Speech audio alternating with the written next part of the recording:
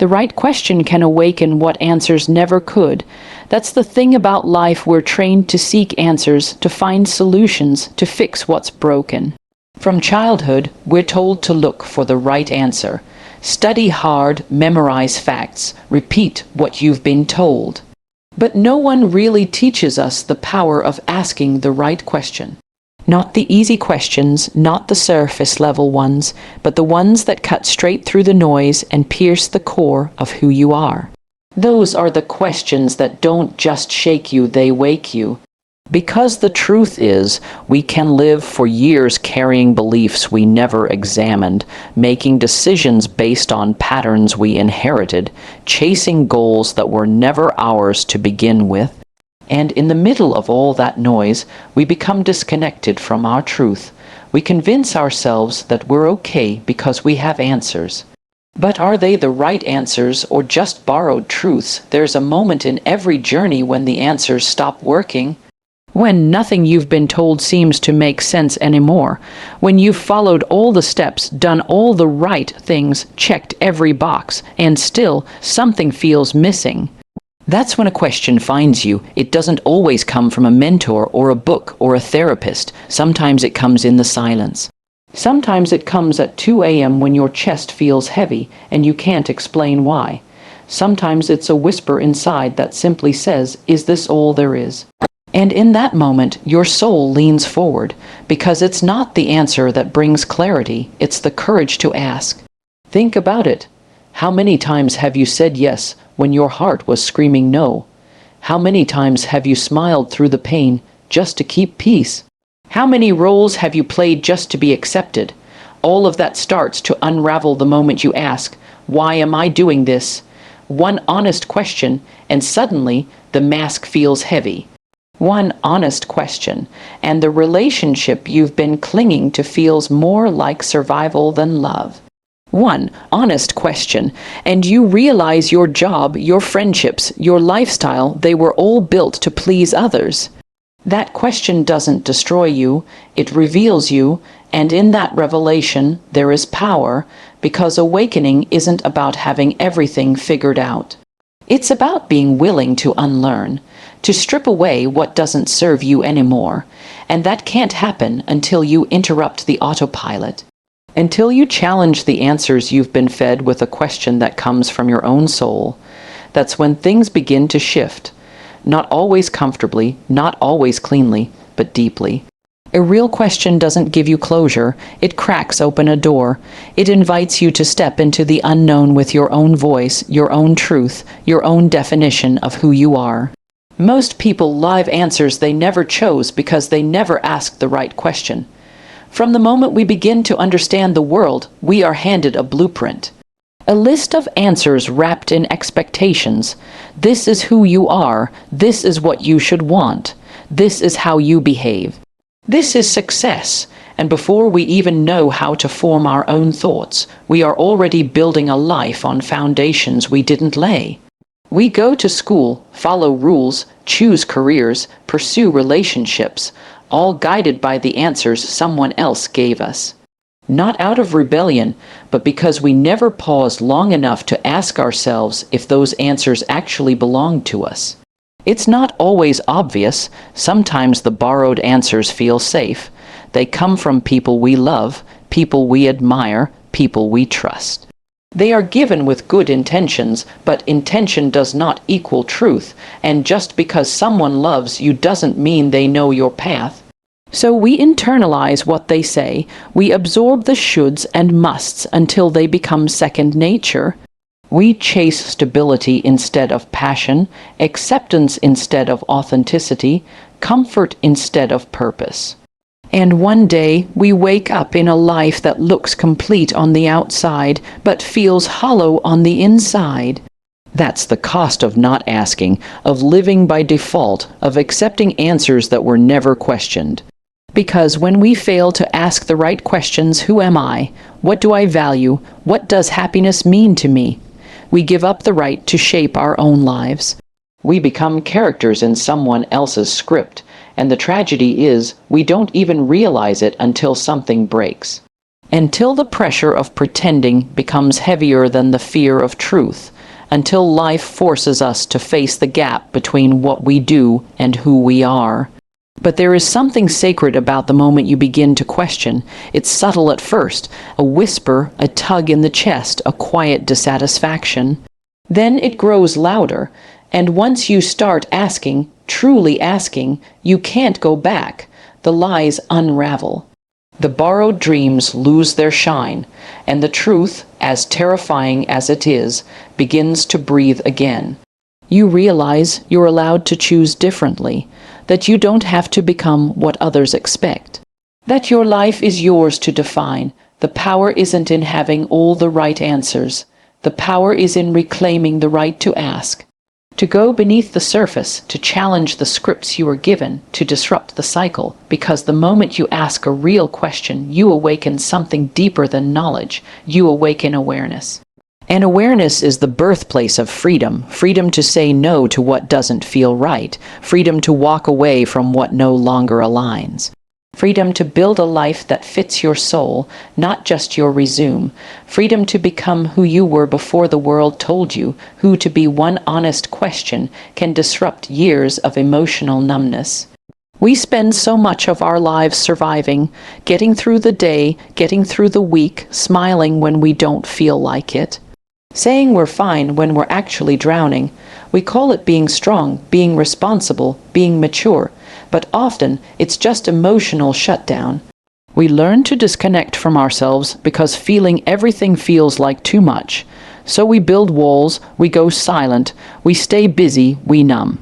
And before we know it, we haven't actually felt alive in years, just functional, just productive, just existing. But then it happens. Someone asks a question, not a casual "how are you," but a question that cuts past the mask. A question that catches you off guard because you know it sees right through the performance. Maybe it's something simple like, when was the last time you felt joy?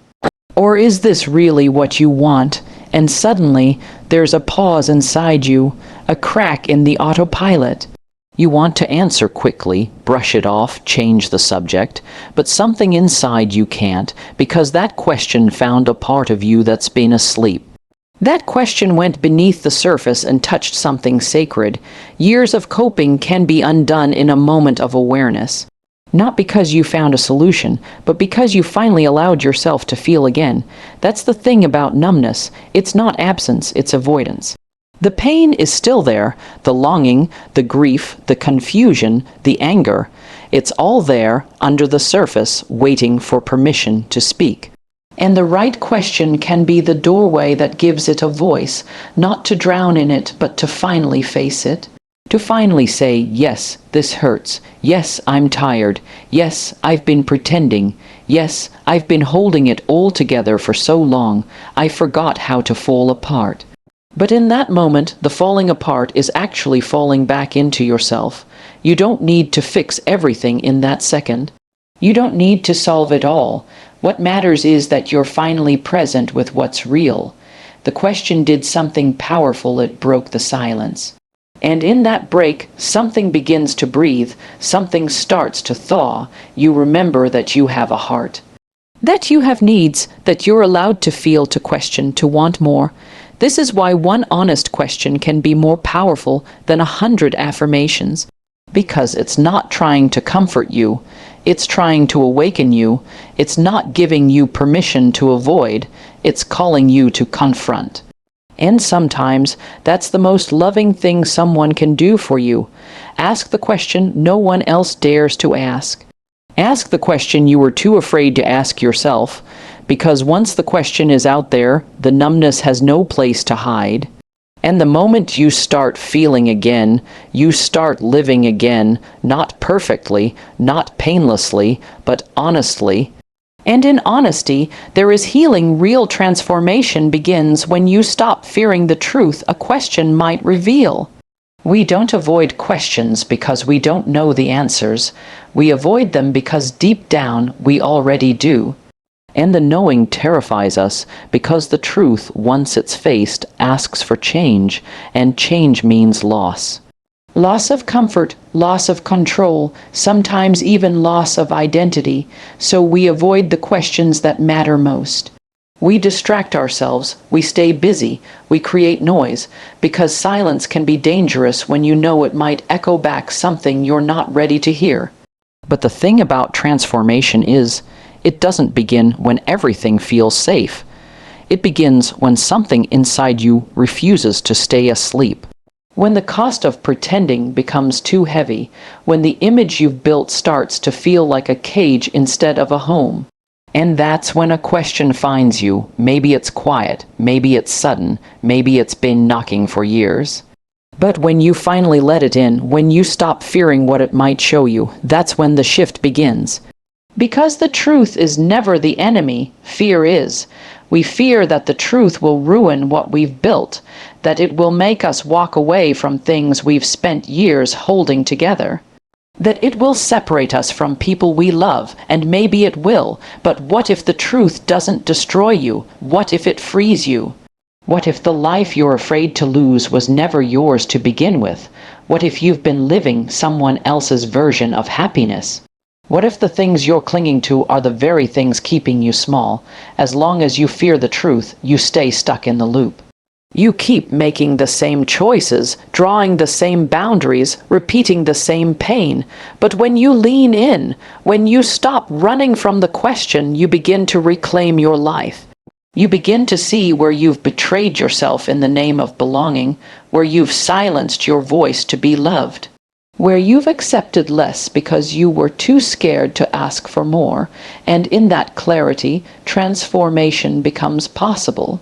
Not the surface kind, not the kind that's wrapped in fake smiles and shallow positivity, but the kind that breaks you open in the best possible way. That's what the truth does. It unravels, it strips away everything that isn't aligned.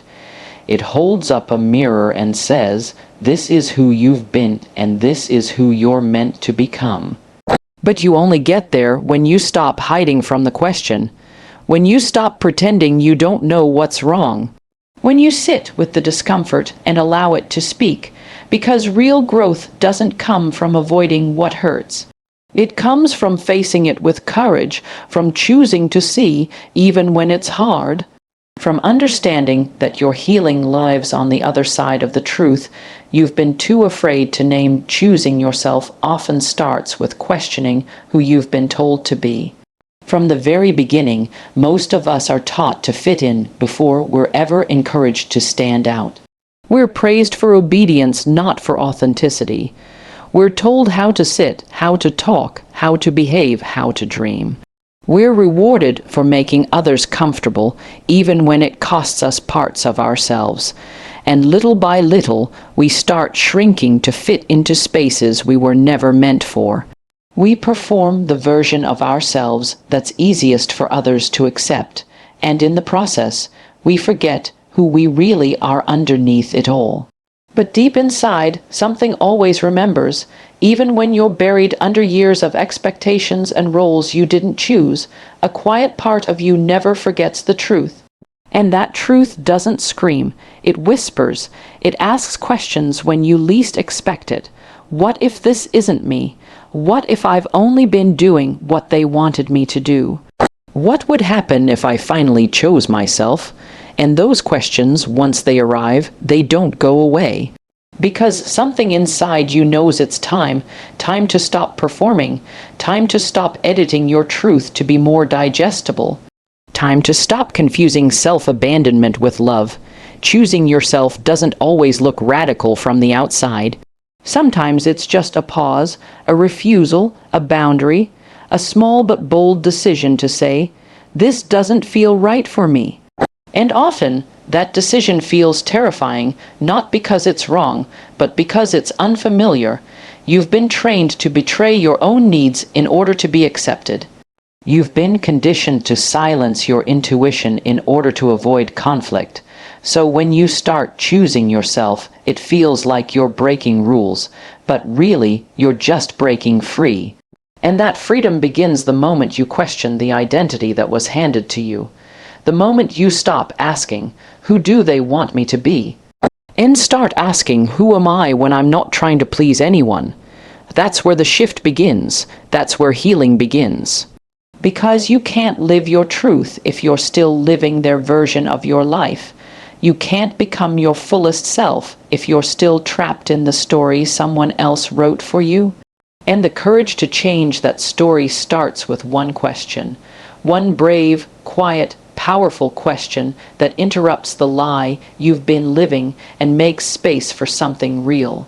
You don't have to prove yourself to anyone to be worthy of your own love. You don't have to earn your right to be whole. You just have to be willing to ask the question, what if I was never broken, just misdirected?